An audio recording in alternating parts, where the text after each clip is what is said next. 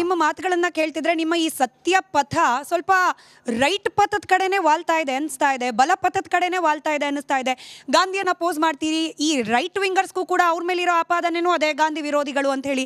ನೀವು ಮತ್ತೊಂದು ಕಡೆಯಲ್ಲಿ ಸಾವರ್ಕರ್ ಅವ್ರನ್ನ ಡಿಫೆಂಡ್ ಮಾಡಿಕೊಂಡು ಇನ್ನವೇ ಡಿಫೆಂಡ್ ಮಾಡ್ಕೊಂಡು ಮಾತನಾಡ್ತೀರಿ. ಈ ರೈಟ್ ವಿಂಗರ್ಸ್ ಕೂಡ ಮಾಡೋದೇನೆ. ಅದಕ್ಕೆ ಹೇಳಿದ್ದು ಸಮಾಜವಾದ ಹಾಗೆ ಸಮಾನತಾವಾದ, ಸತ್ಯವಾದ ಈ ಪಥಗಳು ಚೇತನ್ ಅವ್ರದ್ದು ಇಂಡೈರೆಕ್ಟ್ಲಿ ಆರ್ ಡೈರೆಕ್ಟ್ಲಿ ರೈಟ್ ಪಥದ ಕಡೆ ಕರ್ಕೊಂಡು ಹೋಗ್ತಿದ್ಯಾ ಅಂತ ಹೇಳಿ. ನಾವು ರೈಟ್ ವಿಂಗನ್ನು ಯಾವತ್ತೂ ಒಪ್ಪಿಲ್ಲ, ಯಾವತ್ತೂ ಆ ಸಿದ್ಧಾಂತ ನಾವು ಬೆಂಬಲಿಸಲ್ಲ. ಆದರೆ ರೈಟ್ ವಿಂಗ್ ಇವತ್ತಿನ ದಿನ ವೋಟ್ ತೊಗೊಳ್ಳೋ ಕರ್ನಾಟಕದ ಸ್ಮಿತಾ ಅವರೇ 35% ಜನ ವೋಟ್ ತೊಗೊಳ್ತಾರೆ.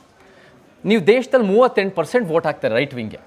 ಈ ಮನುವಾದ ಯಥಾಸ್ಥಿತಿ, ಗಾಂಧಿವಾದ ಮತ್ತು ಈ ಒಂದು ಮಧ್ಯಪಂಥಿ ಇದೆಯಲ್ಲ, ಅದು 62ರಿಂದ 65% ವೋಟ್ ತೊಗೊಳುತ್ತೆ.